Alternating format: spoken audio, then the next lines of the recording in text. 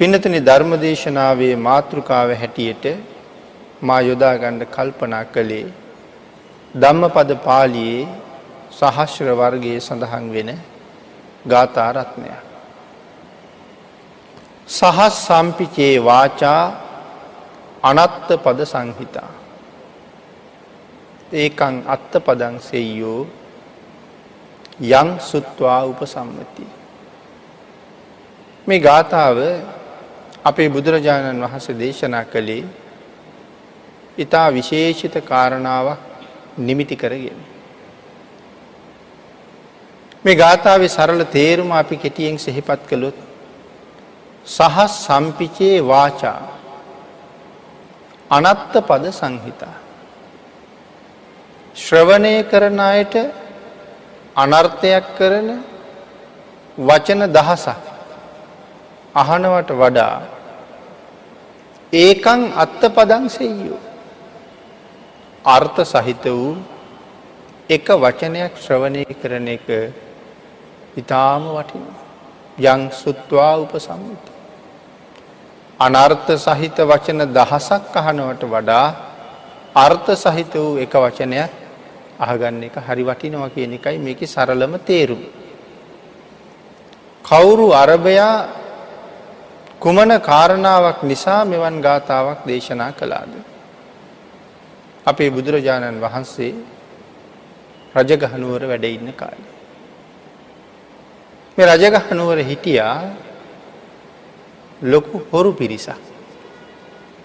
ඒ හොරු පිරිසේ හොරු හිටියා 499ක්.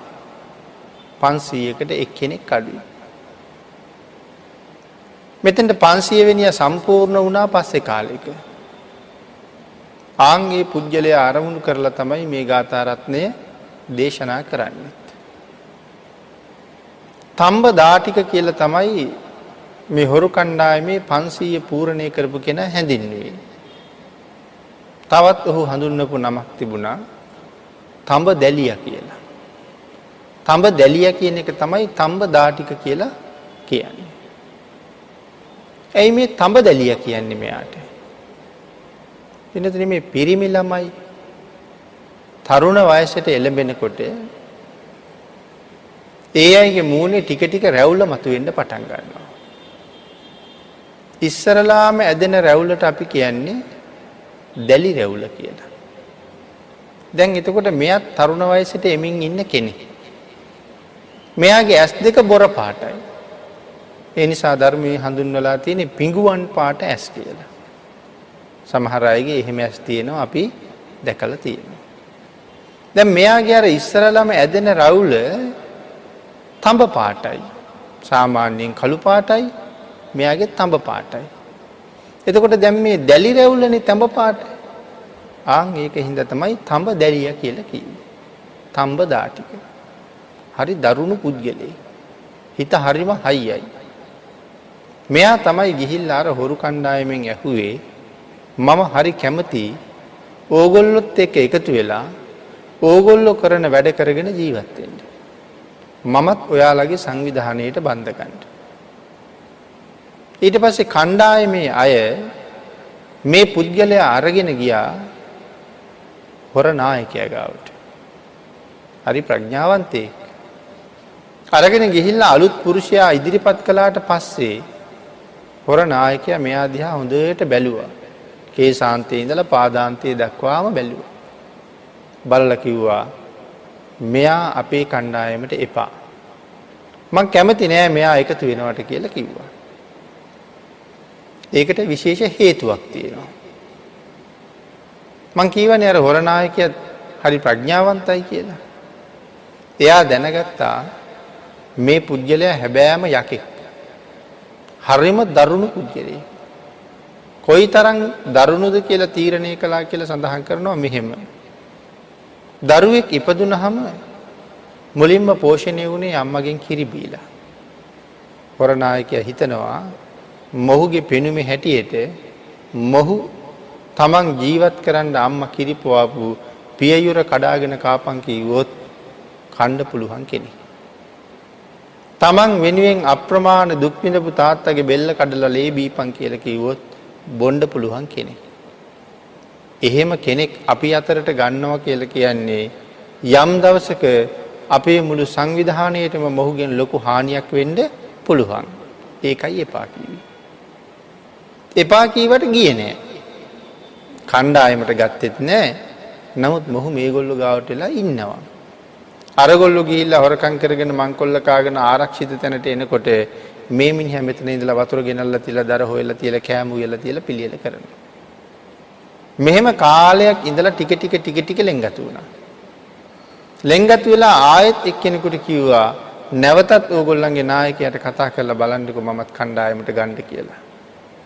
ආයෙත් මේගොල්ලෝ නායකයා ගාවට එක්ක ගියා.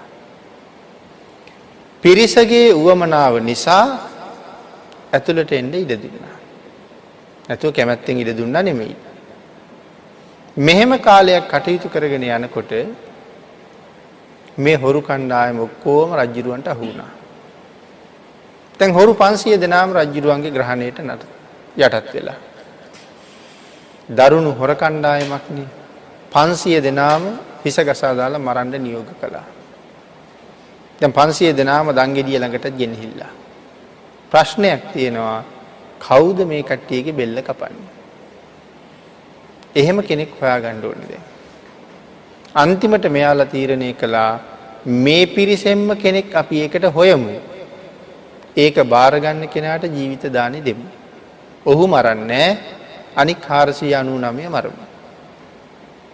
දැන් රහසින් තමයි යහන්නේ ඉස්සරලාම ගියා හොර කණ්ඩායමේ නායකයා ගාවට. ගිහිල්ලා රහසේ කිව්වා ඉතුරු 499 දෙනා මරන්න ඔබට පුළුවන් නම් ඔබට ජීවිතේ දෙනවා. මෙයා කිව්වා නෑ. මගෙත් එක්ක මම විශ්වාස කරලා අවුරුදු ගාණක් එකට හිටපු අය මට ඒගොල්ලන්ට කරදර කරන්න බෑ.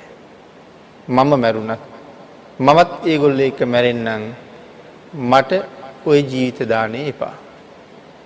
දෙවනියා තුන්වෙනියා හතරවෙනියා පස්වෙනියා මෙහෙම 499 දෙනා ගාවටම ගියා. එක්කෙනෙක්වත් ඉදිරිපත් වුණේ නැහැ තමන්ගේ කට්ටිය මරන්න. 500 වෙනියා ගාවට ගියා. 500 වෙනියටත් කිව්වා පුළුවන් ද බාර ගන්න ජීවිත දාණය දෙනවා. කියපු ගමන් හා කිව්වා.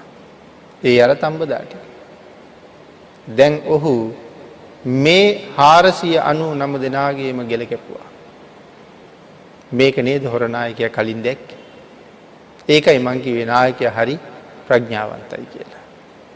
ඒ 499ම මැරුවා. රජුරවන්ට හම්බ වෙන තවත් හොර කණ්ඩායම් වල ඝාතනය කිරීම සඳහා මොහුට අවස්ථාව ලැබුණා.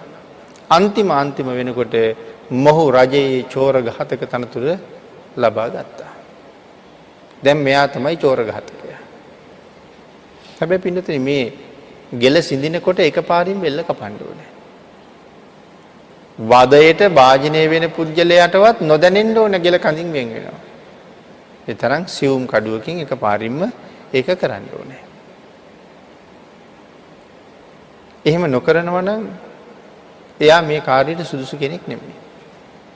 දැන් එතකොට මේ මිනිස්සයා මේ තනතුර බාර අරගෙන අවුරුදු 55ක්. එතකොට 55 අවුරුද්දක්ම මෙයා මොනවද කරලා තියෙන්නේ? මිනිස්සුන්ගේ බෙල්ල කපන එක. ඊට පස්සේ එක දවසක් රාජපුරුෂයෝ දැක්කා මේ මිනිස්සුන්ගේ ගෙල සිඳින්න ගිහිල්ලා එකපාරින් කපන්න බෑ දෙතුන් පාරක් කොටනවා. එතකොට මැරෙන කෙනාට හරි වේදනාවයි. ඒක රජුරවන්ට කිව්වා. ඒ හින්දා මෙයාට විශ්‍රාම දුන්න දැන් බෑ. 55 අවුරුද්දක්ම චෝර ඝාතක තනතුර කරනකොට යටත් පිරිසෙන් මෙයාට අවුරුදු 18ක් 20ක් කාලෙවත් වෙන්න ඇතිනේ මෙයා මේ හොර කණ්ඩායමට එකතු වෙන්න ඇත්තේ. කොහොම වෙලා මේ වෙනකොට අවුරුදු 20ක් විතරවත් 25ක් විතරවත් වෙලා තිබුණා නම් දැන් වයස අවුරුදු 80ක් විතර ආසන්න වෙලා. ඒ හින්දා අයින් කළා. අයින් කරාට පස්සේ මෙයා කල්පනා කරනවා මට හරි ආසාවක් තියෙනවා කැඳ බොන්න. මොකද හිතේ හැටියට කාලා නැහැ. හිතේ හැටියට නාලා නැහැ. අලුත් ඇඳුම් ඇඳලා නැහැ. මේ වාගේ ප්‍රශ්න ගොඩක් මෙයාට තිබුණා ජීවිතේ. ඒ හින්දා දැන් නම් හරි ආසයි කැඳක් බොන්න. ඒ හින්දා දරුවන්ට කිව්වා දැන් විශ්‍රාම ගත්ත දවසේ. දරුවන්ට කිව්වා මට කිරි කැඳ බොන්න ආසයි කියලා. දරුවෝ කල්පනා කරුවා තාත්තගේ ආසාව සම්පූර්ණ කරලා දෙන්න ඕනේ. ළමයි එකතු වෙලා බොහෝම ප්‍රණීත කැඳක් හැදුවා. අලුත් ඇඳුම් ඇඳලත් නැණි හුඟ කාලෙකින් හැමදාම මේ ලේත් ඇවරිච්චමනි. කඩපිලට ගිහිල්ලා ගෙනාව අලුත් ඇඳුම්. ඇවිල්ලා හොඳට නෑවා. නාලා හොඳ ඇඳුමක් ඇඳගත්තා. සුවඳ විලවුන් ඇඟ පුරාම ගල්ව ගත්තා. මේ කවදාවත් කරපු නැති වැඩ. සුවඳ විලවුනුත් ඇඟ පුරාම ගල්වගෙන මල් පොකුරකුත් අතේ තියාගෙන මෙයා දැන් මෙයාගේ ගෙදර පුටුවට වෙලා වාඩි වෙලා ඉන්නවා. දරුවෝ කැඳ ගේනකම්. දැන් කැඳ ටිකත් ඔක්කොම ලෑස්ති ළමයි ඇවිල්ලා කිව්වා කැඳ සූදානම්. කැඳ බොන්න ගිහිල්ලා වාඩි වුණා. මේ වෙලාවේ අපේ සැරියොත් මහරහතන් වහන්සේ සමාධියෙන් අවදි වෙලා පිණ්ඩපාතේ වඩින්න කාටද අද පිහිට වෙන්නේ කියලා ලෝක ධාතුව බලාවදාරන වෙලාව. මේ සමාධියෙන් අවදි වෙච්ච ගමන් පිණ්ඩපාතේ වැඩම කරලා කාට හරි පිහිට වෙන්න තමයි තීරණය කරන්නේ. ඇයි එදා දවසේ දානයක් දුන්නොත් යම් කෙනෙක් එයාට ඒකේ විපාකය එදාම ලැබෙනවා. සාමාන්‍ය විපාකයක් නෙමෙයි. එක්ක රජ කෙනෙක් නැත්තම් සිටු කෙනෙක් නැත්තම් ඇමති කෙනෙක් වෙන්නේ මරුණොත් දෙව්ලෝක තමයි උපදින්නේ. ආන් ඒ පිහිටක් වෙන්න තමයි යන්නේ. ධන දහන්‍ය ලැබුණත් අප්‍රමාණව ලැබෙනවා. ඉතින් මේ ශරීයත් මහරහතන් වහන්සේගේ මහා කරුණා නෙතට දැක්කේ මෙන්න මේ චෝර ඝාතකයා. මොහුට පිහිට වෙන්න පුළුවන් නම් කොච්චර හොඳද? මැරිච්ච ගමන් නිරේට යන්නයි ඉන්නේ. රහතන් වහන්සේ අවස්ථාව බැලුවා. කැඳ වළඳන්න ඔන්න මෙන්න කියලා සූදානම් වෙනකොට රහතන් වහන්සේ ඉස්සරහින් එළියා. ආන් ඒක චෝර ඝාතකයා දැක්කා. චෝර ඝාතකයාට හිතුණා ජීවිතේ අද වෙනකන් කවදාවත්ම මම දානයක් පූජා කරලා නැහැ. මෙතෙක් මට ඒකට ඉඩකඩ තිබුණෙත් නැහැ. හැබැයි අද මට අවස්ථාව හොඳටම ආවා. දෙන්න දෙයක්ත් තියෙනවා, දෙන්න කෙනෙකුත් ඉන්නවා. දෙපාරක් හිතන්නේ නැතුව දන් දෙන්න ඕනේ කියලා හිතලා සරියුත් මහරහතන් වහන්සේ ළඟට ගිහිල්ලා උන්වහන්සේට කතා කරලා තමන්ගේ ගෙදර ආසනයක් පනවලා වඩා හිඳවලා පාත්‍රය අරගෙන පාත්‍රයට කැඳ පිළිගන්වලා තමන්ට හම්බෙච්ච කැඳ ටික පිළිගන්වලා වටහපතක් අරගෙන ළඟ ඉඳගෙන රහතන් වහන්සේට පවන් ගැහුවා. රහතන් වහන්සේ බැලුවා තඹදා ටිකගේ හිත දිහා. තමන්ගේ කැඳ ටික තමයි පූජා කළේ. හැබැයි ඒ උනාට කැඳ බොණ්ඩ තිබිච්ච තණ්හාව එහෙම්මම තියෙනවා. මෙයා කැඳ ගැන කල්පනා කරනවා. රහතන් වහන්සේ ඒක දැනගෙන මෙයාට කිව්වා එහෙනම් ගිහිල්ලා කැඳ ටිකක් බීලා මෙන්න කියලා. ළඟ හිටපු පුරුෂයෙකුට වටහපත දීලා කිව්වා රහතන් වහන්සේට පවන් සලන්න මං ඉක්මනට එනකන් කියලා. එයා කැඳ බොණ්ඩ ගියාට පස්සේ සරියුත් මහරහතන් වහන්සේ අර අන්‍ය පුරුෂයාටත් කිව්වා මට නෙමෙයි ගිහිල්ලා තඹදා ටිකට පවන් ගහන්න කියලා. එයත් වටහපත අරගෙන යන්න ගියා. රහතන් වහන්සේ අර කැඳ ටික වැළඳුවා. තඹදා ටික කැඳ බීලා ආවා. වටහපත අරගෙන දැන් පවන් සලනවා. තඹදා ටිකගේ හිත දිහා බැලුවා නැවත රහතන් වහන්සේ. බණ කීවට වැඩක් නැහැ. තඹදා ටිකට මතක හිටින්නේ නැහැ. කරුණු ටිකක් කිව්වා මොහොත ධාරණය වෙන්නේ නැහැ. ඒ වෙලාවේ ඇහුවා කොච්චර බණ ඇහුවත් මතක නැහැ නේද කියලා. තඹදා ටික කියනවා එහෙමයි ස්වාමීනි. 55 අවුරුද්දක් මිනී මරපු මට හිත එකඟ කරගෙන බණ අහන්න බෑ ස්වාමීනි. මට මතක් වෙන්නෙම මිනිස්සු මරාපු හැටි. මට මතක් වෙන්නෙම මිනිස්සු කෑ ගහපු හැටි. ඒ මිනිස්සු ජීවිත දානෙ ඉල්ලපු හැටි. නොඑක් දුක් අඳෝනාවල් කියපු හැටි. දරුවෝ ගැන කියපු දේවල්, බිරිඳ ගැන කියපු දේවල්, අම්මා තාත්තා ගැන කියපු දේවල්, හොරකම් කෙරුවේ ඇයි කියලා කියපු හැටි, මරන්න එපා කියලා ආයදලා හිටපු හැටි. ඒ වාගේ දේවල් මතක් වෙනකොට මොන බණ ඇහිල්ලක්ද ස්වාමීනි. ආන් ඒ වෙලාවේ රහතන් වහන්සේ කල්පනා කළා මැරිච්ච ගමන් නිරේට යන්න ඉන්න මේ මිනිහා මං වාගේ සත්පුරුෂයෙක් මුණ ගැහිලත් නිරේට යනවා නම් ඒක මහ අපරාධයක්. කොහොම හරි මොහු අපායෙන් ගොඩ ගන්න ඕනේ. ඒ හින්දා තීරණය කෙරුවා උපායක් පාවිච්චි කරන්න ඕනේ කියලා. උපාය තමයි තඹදා ටිකගෙන් ඇහුවා තඹදා ටික ඒ මිනි මැරුවේ ඔබේ උවමනාවටද එහෙම නැත්නම් වෙන කාගේවත් උවමනාවකටද කියලා. තම්බදාටික කිව්වා ස්වාමීනි මම මිනි මැරුවේ රජයේ උවමනාවට කියලා. රජයේ උවමනාවට මිනි මැරුවත් මරාපු පුජ්‍යලයට පව් සිද්ධ වෙන්නේ නැද්ද? මරාපු පුජ්‍යලයට පව් සිද්ධ වෙනවා. කවුරු කීවත් Tamanne මරන්නේ. ඒ නිසා පව් සිද්ධ වෙනවා. නමුත් මෙයා ඒ කාරණාව මෙයාට දැනෙන්න දෙන්නේ නැති වෙන්න උපායක් තමයි යොදන්න හදන්නේ. ඒ නිසා රහතන් වහන්සේ අහනවා තම්බදාටික අනුන්ගේ උවමනාවට නම් මැරුවේ ඒ පව් Tamanට එනවද කියලා. Tamanට එන බව එහෙම්මමයි. නමුත් මේ වෙලාවේ මෙයාගේ හිතයි හදන්න ඕනේ. ඒ පව් Tamanට එනවද? ප්‍රශ්නයක් නැහුවේ. මෙයා කල්පනා කළා අනුන් කියපු නිසා මැරුව හින්දා මට පව් නැතුව ඇති කියලා. ඉන් පස්සේ දේශනා කරපු ධර්මයේ මෙයාට හොඳට ධාරණය වුණා. ඒ දැන් හිත නිදහස් වෙලා. ධර්ම දේශනාව කරලා සරියුත් මහරහතන් වහන්සේ නැවත පිටත් වුණා. මේ සරියුත් මහරහතන් වහන්සේ කියලා කියන්නේ හරි ශ්‍රේෂ්ඨ චරිතයක්. උන්වහන්සේගේ අසීමාන්තික ගුණ කදම්බය මාස ගාණක් සාකච්ඡා කරලවත් ඉවර කරන්න බැරි තරම්. හරීම නිහතමානී කෙනෙක්. සාමාන්‍යයෙන් මනුස්ස ලෝකේ දවස් කීයක් ඉන්න පුළුවන්ද ආහාර නැතුව ඉන්න පුළුවන් කියලා කියන්නේ දවස් 7ක් විතරයි. 8 වෙනි දවසේ දිව්‍ය භෝජන ගෙනල්ලා දුන්නත් ඒ පුජ්‍යලයා ජීවත් කරවන්න බෑ කියලා සඳහන් කරනවා. උදාහරණයකුත් බණ පොතේ තියෙනවා. නෙළුම් පෙති ටිකක් අරගෙන ගිහිල්ලා ගලක් උඩ දානවා. හැන්දෑවේ ගිහිලා නෙළුම් පෙති ටික අරන් එනවා. මහ පූට කව්වේ පිච්චිලා තියෙන නෙළුම් පෙති වලට රැලි වෙනකන් වතුර වැක්කිරුවත් ප්‍රകൃති තත්වයට එන්නේ නැහැ. ආන් ඒ වගේ තමයි 7 දවසින් පස්සේ මොනවා කන්න දුන්නත් මනුස්ස ලෝකේ කෙනෙක් රකින්න බෑ. රහතන් වහන්සේ නමක් සමාධියකට සමවැදුනත් උන්වහන්සේ දවස් 7යි සමාධියෙන් වැඩ ඉන්නේ. 7 වෙනි දවසේ අවදි වෙලා කාටද පිහිට වෙන්නේ කියලා බලනවා. මොකද එදා උන්වහන්සේට කවුරු හරි පිණ්ඩපාතයක් දුන්නොත් තමයි ලෝකයාගේ කල්යාණ මිත්‍රයා ජීවත් වෙන්නේ. කවුද ලෝකයාගේ කල්යාණ මිත්‍රයා? මහරහතන් වහන්සේ. බුද්ධ ආදී මහ උතුමන් වහන්සේලා. ධර්මාවබෝධය ලබා ගත්ත අය. තිසරණ සහිතව පන්සිල් රකින්න කෙනා ගාව ඉඳලා ලෞතුරා බුදුරජාණන් වහන්සේ ගාවට යනකම්ම ඒ අය ලෝක සත්‍යයගේ ඒ ප්‍රමාණයෙන් කල්යාණ මිත්‍රයෝ. ඇයි එහෙම කියන්නේ? පිළිතුරේ දක්ෂින විභංගයයි එතන පැහැදිලි කරන්න වෙන්නේ. තෙරුවන් සරණ ගිහිල්ලා පන්සිල් ආරක්ෂා කරන කෙනෙකුට බත් වේලක් දෙන්න ලැබුණොත් අපේ ජීවිතේ එකපාරක් අනාගත ජීවිත කීයකට විපාක දෙනවද? අසංකේයයි.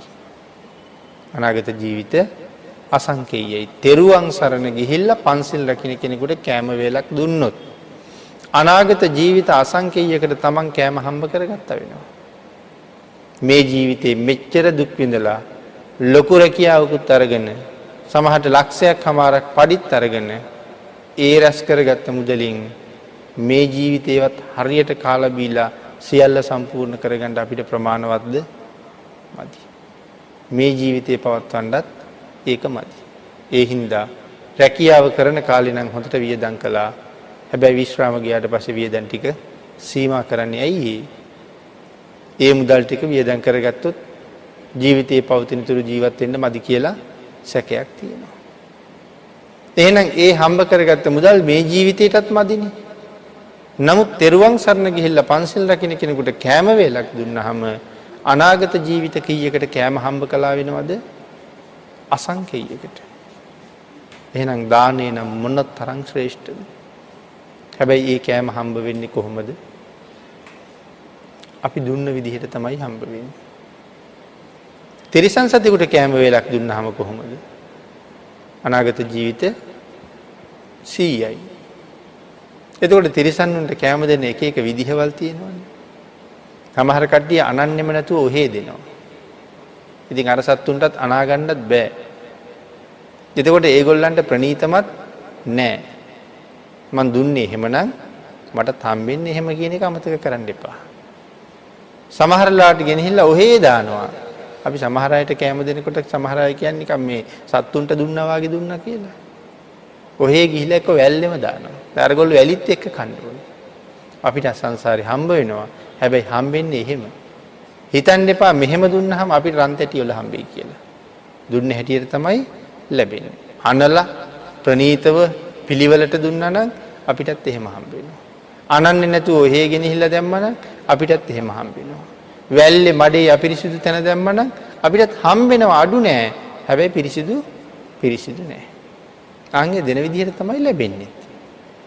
එහෙමනම් තෙරුවන් සරණ ගිහිල්ලා පන්සිල් රකින්න කෙනෙකුට දුන්නාම අනාගත ජීවිත අසංකේයයි. සෝවාන් සකෘදාගාමි අනාගාමි අරිහත් පසේ බුදු ලෞතුරා බුද්ධ. මේ උතුමන් වහන්සේලාට දන් දුන්නාම ලැබෙන ආනිසංස ප්‍රමාණය දේශනා කරලවත් නැහැ. එහෙනම් තෙරුවන් සරණ ගිහිල්ලා පන්සිල් රකින්න කෙනාගේ ඉඳලා ලෞතුරා භාග්‍යතුන් වහන්සේ දක්වා ආය ලෝක සත්‍යයේ කල්යාණ මිත්‍රයෝ නෙමෙයිද? ඒ අය සිල් රැකගන්නේ ඒ අයගේ සංසාර විමුක්තිය උදෙසා. භාග්‍යතුන් වහන්සේ පාරමිතා පුරලා ඉස්සරලා තමන්ගේ ජීවිතේ සංසාරයෙන් එහා පැත්තේ තියලා සසරින් මුදවලා තමයි අපිව මුදව ගන්න කටයුතු කළේ. එහෙනම් ඔක්කොම කට්ටිය ලිඳේ වැටිලා. සේරට ලිඳේ වැටිලා ඉන්න අයට පුළුවන් ද ලිඳේ ඉන්න අය ගොඩ තියන්න? කවුරු හරි ලිඳෙන් ගොඩට වෙයන්නම ඕනේ. එතකොට තමයි ලිඳේ ඉන්න අය ගොඩ ගන්න වෙන්නේ. එහෙනම් අපේ බෝසතාණන් වහන්සේ සංසාරයෙන් එහා පැත්තට ගිහිල්ලා තමයි අපි එක්කෙනා සසරින් එළියට ගත්තේ. එක්කෙනා ගත්තා නෙමෙයි සමහර වෙලාවට ගන්නකොට ලක්ෂ ගණන් කෝටි ගණන් ගත්තා. හැබැයි උන්වහන්සේ එළියට ගිහිල්ලා. උන්වහන්සේත් මෙහෙම නතර වෙලා ඔය වැඩේ කරන්න බැරි නිසා ඉස්සරලා ස්වార్థයයි හදාගත්තේ. ඊට පස්සේ පරාර්ථය. අපිත් එහෙමයි. කෙනෙක් පන්සිල් රකින්නවා කියලා කියහම තෙරුවන් සරණ ගිහිල්ලා කෙනෙක් සරණ ගිහිල්ලා පන්සිල් රැක්කහම එයාගේ පිනෙන් අපිට ගොඩ යන්න පුළුවන්ද? ඒ සීලය අපිට හම්බ වෙනවද? නෑ. හැබැයි ඒ සිල්වතා උදෙසා මොනවා හරි දුන්නහම අපිට සංසාරේ කෑම දුන්නොත් අනාගත ජීවිත අසංකේයයකට කෑම හිග නෑ. බීම දුන්නොත් බීම හිග නෑ, වස්ත්‍ර දුන්නොත් වස්ත්‍ර හිග නෑ. එතකොට කෙනෙක් සිල් රකින්නකොට අනික් අයට මොනතරම් යහපතක් වෙනවද? එහෙනම් සරියුත් මහරහතන් වහන්සේ වගේ කල්යාණ මිත්‍රයෙක්. හැබැයි උන්වහන්සේට 7 දවසට වඩා ජීවත් වෙන්න පුළුවන් කෑම නැතුව. සරියුත් මහරහතන් වහන්සේට කොච්චර කල් ඉන්න පුළුවන්ද? බුදුරජාණන් වහන්සේ අරුණහම 7 දවසකට වඩා निराහාරව ඉන්න පුළුවන් එකම කෙනා සරියුත් මහරහතන් වහන්සේ. අර්ධ මාසයක් निराහාරව වැඩ ඉන්න පුළුවන්. අපිට 7 දවසෙන් කෑම ලැබුණ නැත්නම් අනිවාර්යෙන් මැරෙනවා. එහෙනම් සමාධියෙන් අවදි වෙච්ච රහතන් වහන්සේටත් අද කවුරු හරි කෑම දුන්නොත් උන්වහන්සේ ජීවත් වෙනවා. අද කාගින්වත් කෑම ලැබුණ නැත්නම් උන්වහන්සේ පිරිනිවන් පානවා.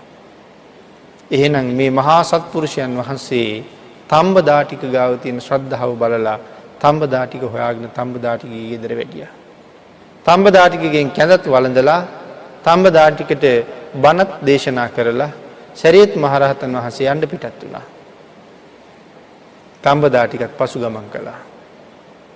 ටික දුරක් උන්වහන්සේගේ පස්සෙන් ගිහිල්ලා තම්බදාටික ආපහු තමන්ගේ ගෙදර පැත්තට හැරිලා ගෙදර යනවා.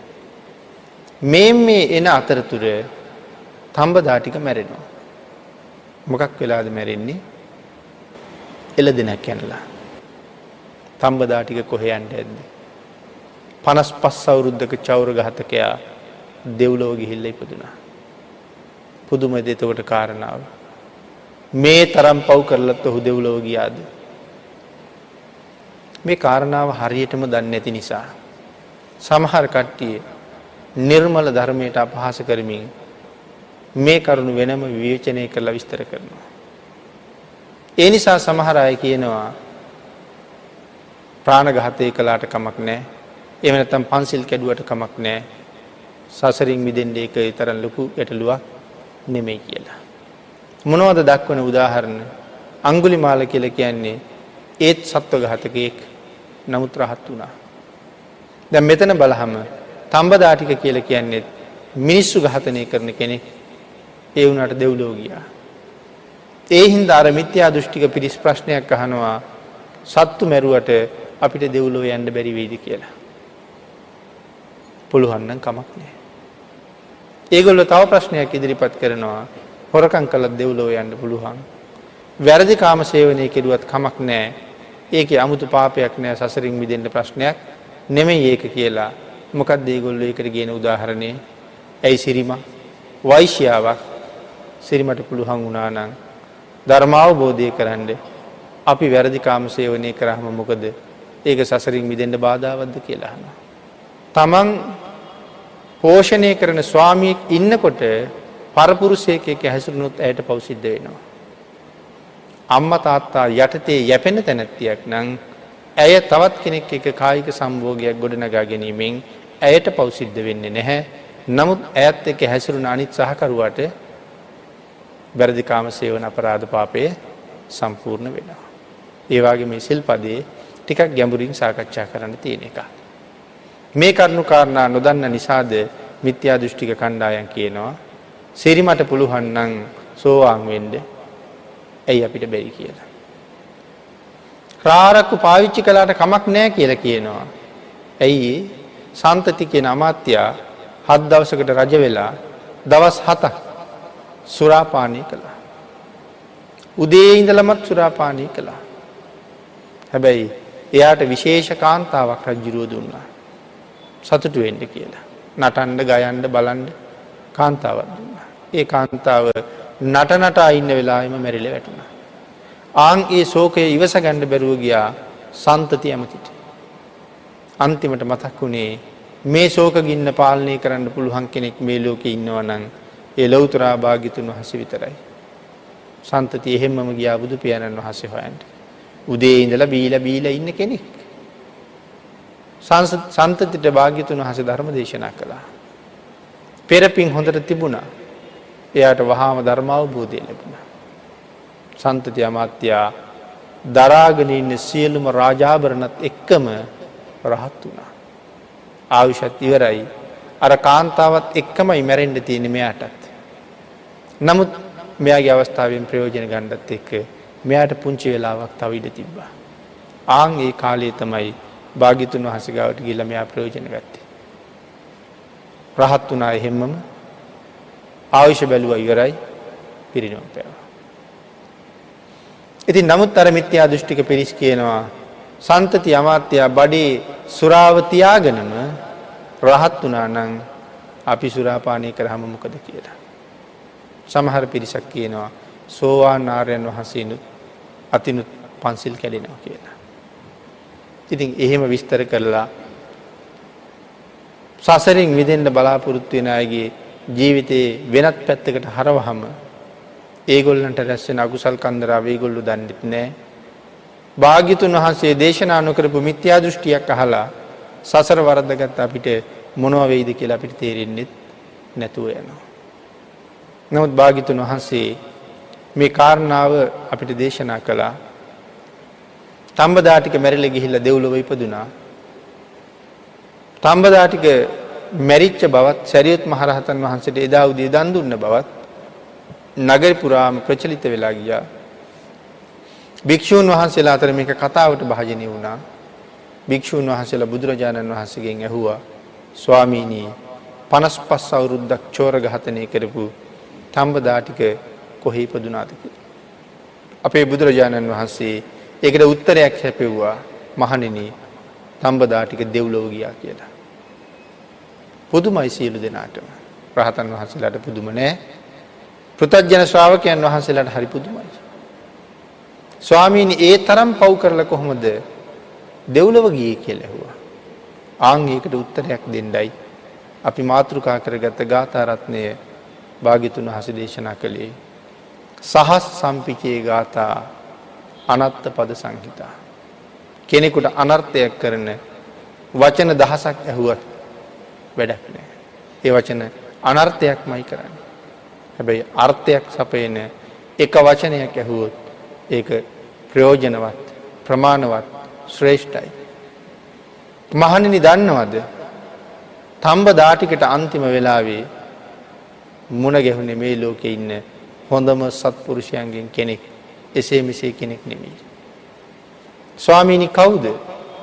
තඹදාටිකට මුණ ගැහුනේ සාරිපුත්තයන්. සාරිපුත්තයන් තඹදාටිකට උදව් කළා. තඹදාටිගේ පාපකාරී සිත අමතක කෙරෙව්වා. තඹදාටිකට දානීය ප්‍රීතියත් එක්ක ධර්ම අවබෝධ කෙරෙව්වා. තඹදාටික ඒ වෙලාවේ හිටියේ පුදුම සතුටින් ජීවිතේ කවදාවත්ම කරගන්න බැරි වුණ මහා ශ්‍රේෂ්ඨ දානයක් මේ ශාසනයේ උතුම්ම සත්පුරුෂයෙක් වෙනුවෙන් පූජා කරගන්න ලැබිච්ච අප්‍රමාණ සතුට තඹදාටික ගාව තිබුණා. ඒ ප්‍රීතියෙන් තමයි තඹදාටික ගෙදර එන්නේ. තඹදාටික මැරිලා ගිහිල්ලා දෙව්ලොව ඉපදුනා. ඒ කියන්නේ තඹදාටික කරපු පව් තඹදාටිකට විපාක දෙන එකක් නැද්ද? ඒවා ඉවර වුණාද? නෑ, ඒ පව් තියෙනවා. ඉස්සරහට ආවේ කුසල කර්මයක්. ඒ නිසා ඒ කුසල කර්මයත් එක්ක යන්න ගියා. හැබැයි පාප කර්මය ළඟ තියෙනවා. හරියට තරාදිය වගේ. පින් පැත්ත බර වැඩි. ඒ හින්දා පින් විපාක දෙනවා. පින් විපාක දෙන්න ටික ටික පින් අඩු වෙනවා. අඩු වෙන්න පව් පැත්ත ටික ටික සමාන වෙවි එනවා. පව් පැත්ත සමාන වෙවි එනවා. පින් පැත්ත ෂේ වෙවි යනවා. ඊට පස්සේ පව් වැඩි වෙනවා. ඊට පස්සේ විපාක දෙන්න පටන් ගන්නෙ පව්. බණහන ඔබ ගාවත් බණහන මම ගාවත් අවීචියට ගිහිල්ලා විඳවන්න පව් නැතුව නෙමෙයි. තිරිසන් ලෝකේ പ്രേත ලෝකේ දුක් විඳින්න අපි රැස් කරගත්ත සංසාර පව් අපි ගාව නැහැ කියලා එහෙම හිතන්න එපා. උඩ බැලුවොත් ඇස් දෙකට නොපෙනෙන තරම් පේන්න තිබුණොත් පව් කඳු අපේ පිටිපස්සේ තියෙනවා. නමුත් ඇයි එකක්වත් විපාක දෙන්නේ නැතුව තියෙන්නේ? මනුස්ස ලෝකේ ඉපදුනාට පස්සේ විපාක දෙන්න බැරි නිසා ඒ පව් කඳු එහෙම්මම තියෙනවා. නිරේ උපද්දවලා දෙන දුක මනුස්ස ලෝකෙදි දෙන්න බෑනේ. ආන්ගේ හින්දා නමුත් නිරේ උපද්දවන්න සුදුසු පව අපි ගාව තියෙනවා. මේ ජීවිතෙන් පින් කරනවා වෙනුවට තව තවත් පව් කරන්න පටන් ගත්තොත් අර පව් කඳු තව තවත් වටේටම පෝෂණය වෙනවා. හැබැයි මනුස්ස ජීවිතයක් ප්‍රඥාවන්තයෙකුට හරි වටිනවා. මේ ලැබිච්ච ශ්‍රේෂ්ඨතෝ තැන්න අර පව් කන්ද තව ටිකක් පැත්තකට තල්ලු කරලා මට සුගතියක ඉස්සරහට යන්න පාර හදා ගන්න පුළුවන් අපූර්ව තැනක් මනුස්ස භවයක් කියලා කියන්නේ. මේ ජීවිතේ හෙට ඔබෙන් මගෙන් ඉවර වෙන්න පුළුවන්. මතක තියාගන්න අවුරුදු කෝටි ගානකට පස්සේ මේ ජීවිතේ හම්බුනේ. හැබැයි ආයෙත් මේක හම්බ වෙනවා නම් හම්බෙන්නේ අයත් අවුරුදු කෝටි ගානකට පස්සේ. ඒ නිසා ලැබිච්ච මනුස්ස ජීවිතයේ වටිනාකම මෙච්චරක් මෙපමණක් කියලා ඉවර කරන්න බෑ. හැබැයි මේ ජීවිතේ පින් කරගත්තොත් මැරිලා ගිහිල්ලා ආයෙ මේ මනුස්ස ලෝකෙම උපදින්න පුළුවන්. එහෙම නැත්නම් සුගතියක උපදින්න පුළුවන්. නමුත් සිල් ගැන හිතන්නේ නැතුව, ගුණ සම්පූර්ණ කරන්නේ නැතුව අපි ඔහේ ජීවත් වෙන විදිහට මේ ලෞකික දේවල්ම හම්බ කර විතරක් ජීවත් වුණොත් පිනට දහමට යොමු වුණේ නැත්නම් පව් පැත්ත තමයි වැඩිපුර පෝෂණය වෙන්නේ. පින් ගෙවෙනවා. පින් රැස් වෙන්නේ අඩුවෙන්. පව් කඳු තියෙනවා. හැබැයි පව් රැස් වෙනවා වැඩි. මහා පූජාවක් අපි හැමදාම කරන්නේ නැහැ. සමහරලාට අවුරුද්දකට එකයි. ඊළඟ අවුරුද්දේ තමයි ආයෙ ලොකු පූජාවක් කරන්නේ. හැබැයි මේ අවුරුද්ද අතර ලොකු පව් එකක් නෙමෙයි රැස් වෙන්නේ. අන් ඒ හින්දා පින් පෝෂණය වෙනවට වඩා පව් කන්ද වේගෙන් ඉහළ යනවා. භාග්‍යතුන් වහන්සේ සඳහන් කළා තඹදාටිකට අන්තිමේ හම්බුනේ එසේ මෙසේ සත්පුරුෂයෙක් නෙමෙයි. ආන්ගේ සත්පුරුෂයා තඹදාටිකගේ මේ භවයේ සූපත් කළා. එතකොට ඒ අයට ප්‍රඥාව හොඳට තිබුණොත් දෙව්ලොව ගිහිල්ලා දෙව්ලොව දෙව්සැපතෙන් අතරමං නුනොත් තව බොහෝ පින් කරගන්න පුළුවන්.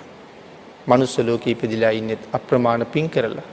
හුඟක් කට්ටිය මනුස්ස කාමයේ අතරේ අතරමං වෙලා ඉන්නේ. ඒ නිසා පංචකාමයේම හොය දුවනවා මිසක් කුසල් රැස් කරගන්න වෙලාවක් නැහැ. ඒ නිසායි හුඟක් අය කියන්නේ මෙව්ව කරන්න හරි ආසයි ඒ වුණාට කොහෙද වෙලාවක් කියලා. බණක් අහන්න යන්, බණක් කියවන්න යන් ඒගොල්ලෝ හැම වෙලාවෙම හොයනවා නිමාඩු දවසක්. ඒකට එන්නේ නිමාඩුවක් ඕනෙමයි. හැබැයි මගුල් ගෙදරක යන්, සාදයකට යන් කියලා කිව්වොත් එදාට නිමාඩු දාලා යන්න පුළුවන් කමක් තියෙනවා. අපේ හිත හුඟක් පාපයට ලැබී කුසලයට එන්න ටිකක් අකමැති හින්දා නොඑක් හේතු ඒකට ගෙන හැර දක්වනවා. පින් කරන්න නම් ආසයි කොහෙද වෙලාවක් කියලා අහනවා. හැබැයි පව් කරන්න යෙදුනහම වෙලාව හදාගෙන පාපයට යෙදෙනවා. අතීතයේ සවැත් නුවර කෝටි ගාණක් හිටියා සෝවාන් ආරි ශ්‍රාවකයෝ. හැබැයි එදත් තිබුණේ පැය 24ම තමයි. අද තියෙන්නේ ඒ පැය 24ම තමයි. වෙලාවක් එන්නේ නැහැ. වෙලාවක් හදා ගන්න ඕනේ. ආන් ඒ නිසායි සඳහන් කළේ අර්ථ සහිත දෙයක් මහඬ අනර්ථ දේවල් අහන්න යන්න එපා. නිෂ්ප්‍රයෝජන හිස් වචන වලට කන් දෙනවට වඩා අර්ථවත් දෙයක් ජීවිතයට අහලා අර්ථවත් යමක් එකතු කරගන්න සසරින් මිදෙන්න සත්පුරුෂයෝ ඇසුරු කරන්න කියලා. ධර්ම දේශනාවට තියෙන කාලේ නිමා වෙලා නිසා මේ ධර්ම කාරණාව සාකච්ඡා කරන එක අපි මේන් සීමා කරගමු.